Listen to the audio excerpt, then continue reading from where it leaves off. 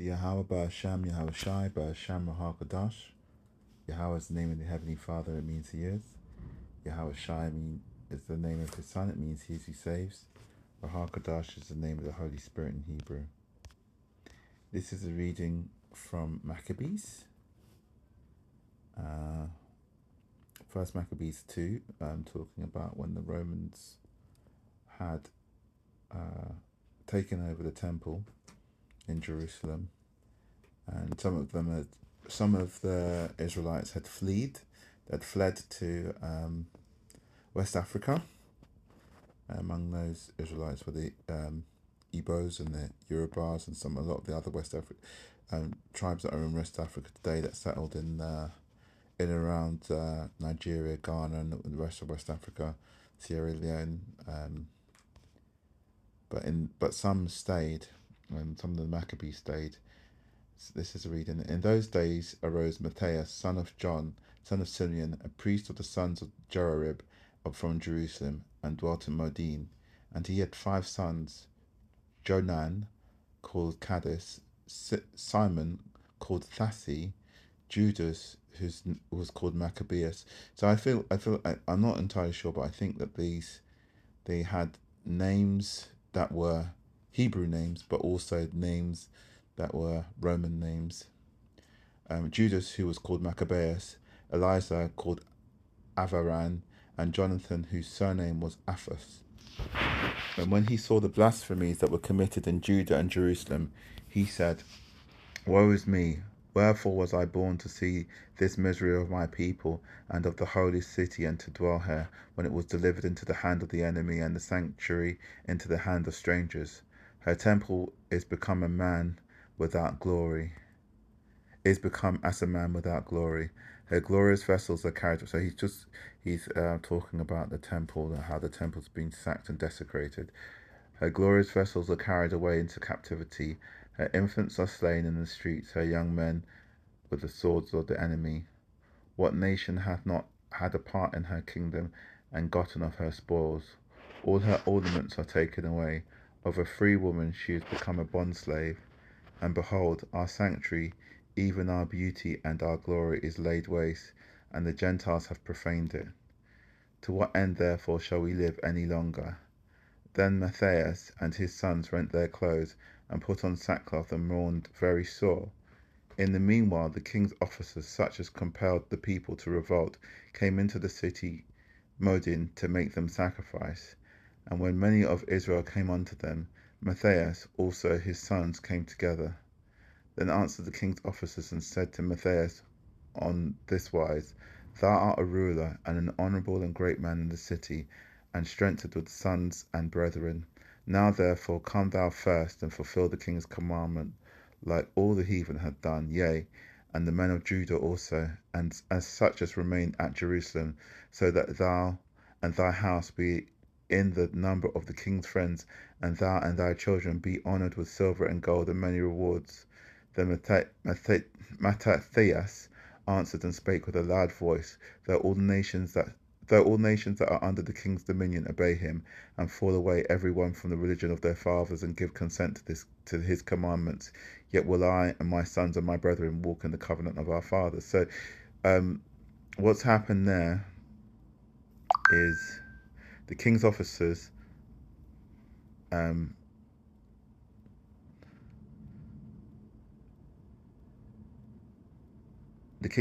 came and were telling the people to go against their traditions, to honour the Sabbath, not to eat pork, to do all of the state, obey all the feast days and celebrate the feast days, and so on and so forth. And they said that if they said to Mattathias, "You're well respected in the city, so why don't you just come and hang out with us, do what we do, and with a reward for that, because you are well known and you're a big influencer, say, if you kind of forget about your laws and stuff, and we'll make sure that your family and you and have lots of gold, and you can chill in the palace and enjoy a good life." But then Matthias said he won't do that. He said, "Yet will I and my sons and my brethren walk in the covenant of our father." So I don't care about your money, and you kind of proper me up, and I'm not going to forget about what I'm supposed to do. Carrying on, God forbid that we should forsake the law and the ordinances. We will not hearken to the king's words to go from our religion, either on the right hand or the left. Now, when he had left speaking these words, there came on one of the Jews in the sight of all sacrifice on the altar, which was at Modin, according to the king's commandment. So, at the king had now, um, the king at this moment had said, they were doing things that were really sort of against the Israelites' religion in their temple. They were doing things like they were worshipping other gods. They were sacrificing pigs on the Israelite altar. They were doing all sorts of things to desecrate the temple, and so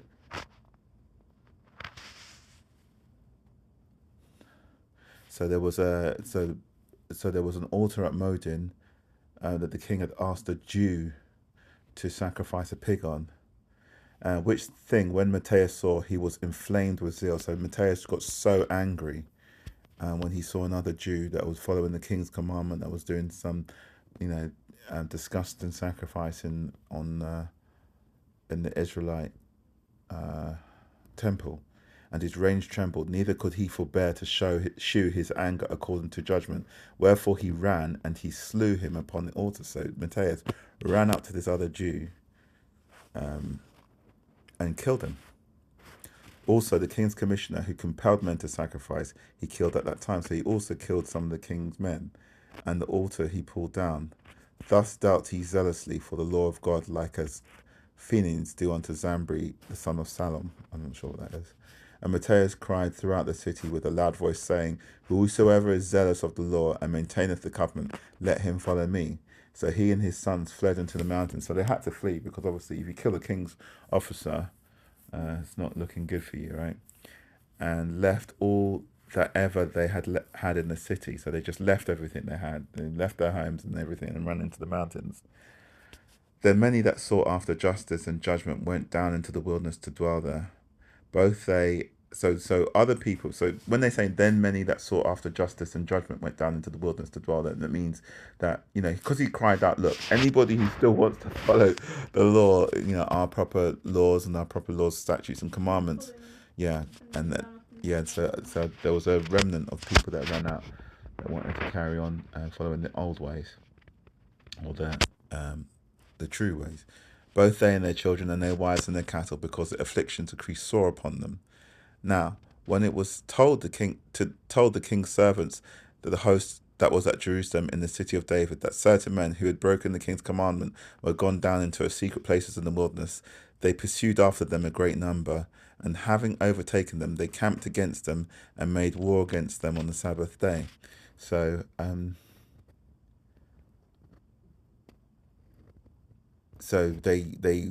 the king's men ran after them basically and camped near them, and started trying to war with them. And it was on the Sabbath day that they were warring with them. And they said unto them, "Let that which ye have done hitherto suffice. Come forth and do according to the commandment of the king, and ye shall live." So it means like, okay, we'll can draw a line on all the stuff that you've done. Just come out from the camp. Says, yeah, yeah. But they said, "We will not come forth, neither will we do the king's commandment to profane the Sabbath day." So they gave them battle with all speed. Howbeit they answered them not, neither cast a stone at them, nor stopped the places where they lay hid, but said, "Let us die in our innocency. Heaven and earth will testify for us that ye put us to death wrongfully." So they didn't fight because it was a Sabbath. Yeah. Yeah. So they rose up against them in battle on the Sabbath, and they slew them with their wives and their children and the cattle, to the number of 1,000 people. Now when Mattathias and his friends understood thereof, they mourned for them right sore. And one of them said to... So they managed to live? Yeah, so there was, because a lot of people, there was a lot of people who had gone out on the Sabbath. I mean, had gone out to join Mattathias. So once he called them into the, anybody wants. So, but those people that had been caught, there was 1,000 of them that got killed, but not Mattathias. not get killed if he wasn't fighting, or did he just like run away? Oh, he wasn't in that area. I think he wasn't in that area. Oh, so there was like lots of different people. And Yeah, they in the all went to wilderness. different. Yeah, Just in the wilderness. yeah. At that time, there, and one of them said to another, "If we do as our brethren have done, and fight not for our lives and laws against the heathen, then now quickly they will now quickly root us out of the earth." At that time, therefore, they decree, saying, "Whosoever shall come to make battle with us on the Sabbath day, we will fight against him. Neither will we die all, as our brethren that were murdered in the secret places." So they decided that they were going to fight, even though it was a Sabbath day. And the king, it looks like the king had sort of done that on purpose. Yeah. He's sort of like, Because okay, they camped near them. yeah. So they camped for them and waited until the Sabbath day to come and take them. Then came there unto him a company of Assadeans, which is a tribe, I guess, who were mighty men of Israel, even all such as were voluntarily devoted unto the law. So these are warriors, basically. When they say mighty men of Israel, they're talking about warriors. Also, they that fled for persecution joined themselves unto them, and were stay unto them. So other people, maybe not always Israelites, or who just people who had like wanted to get away from the like criminals and people who are not necessarily criminals, Is but it prosecution? no, not prosecution. Persecution means to be afflicted, to be who are.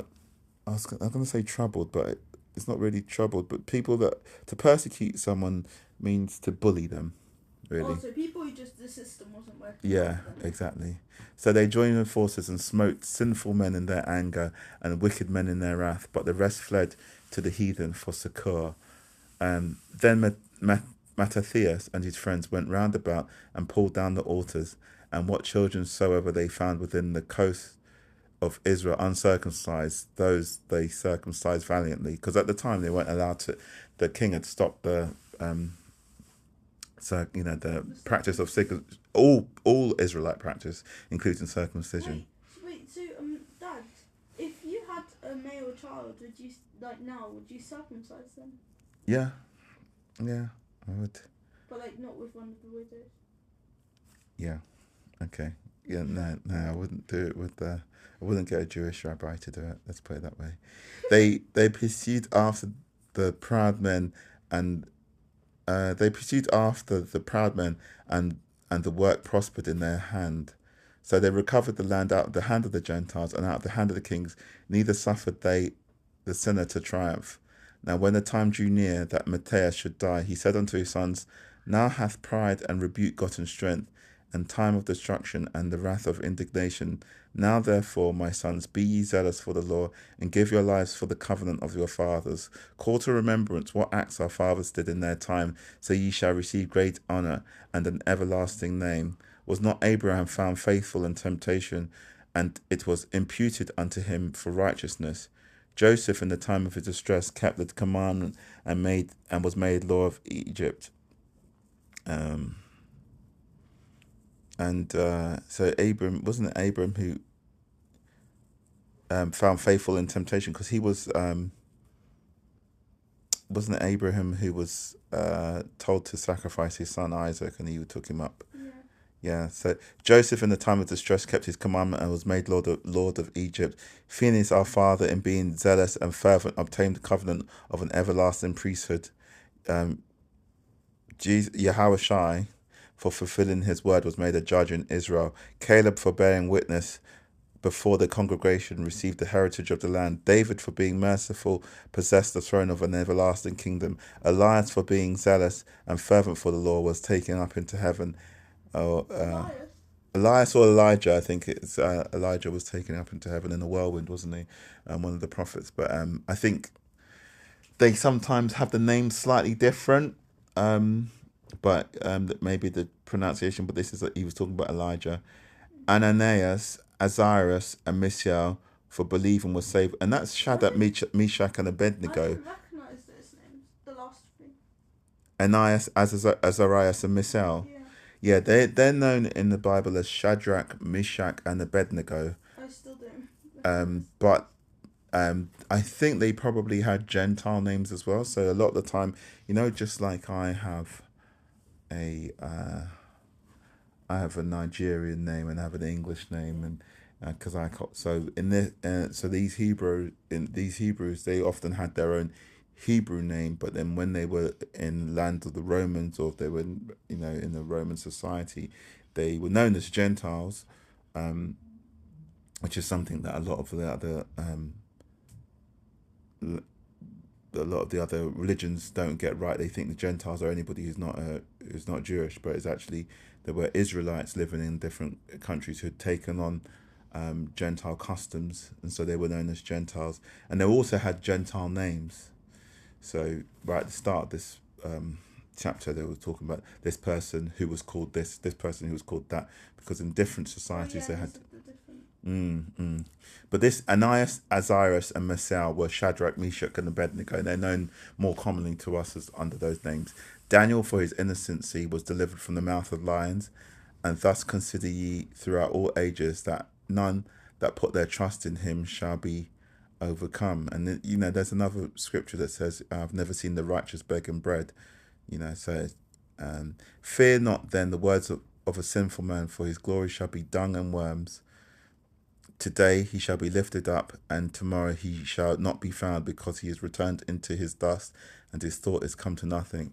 Wherefore ye my sons, be valiant, and show yourselves men in behalf of the law, for by it shall ye obtain glory. And behold, I know that your brother Simon is a man of counsel. Give ear unto him always. He shall be a father unto you. As for Judas Maccabeus, he hath been mighty and strong, even from his youth up. Let him be your captain. So this guy's dying, basically. He's given instructions to his people about like how he wants to Who's to think. lead? Yeah, who's to lead and how he wants it ordered. And let him be your captain, and fight the battle of the people. Take also unto you all those that observe the law, and avenge ye the wrong of your people. Recompense fully the heathen, and take heed to the commandments of the Lord. So he blessed them, and was gathered to his fathers. And by saying gathered to your fathers, they say in the spiritual realm that when you go into the spiritual realm, you are put among your tribe, which is generally by the father. And he died in the 146th year. Oh wow! In the 146th year, and his sons buried him in the sepulchres of his fathers at Modian, and all Israel made great lamentation for him. So that's that.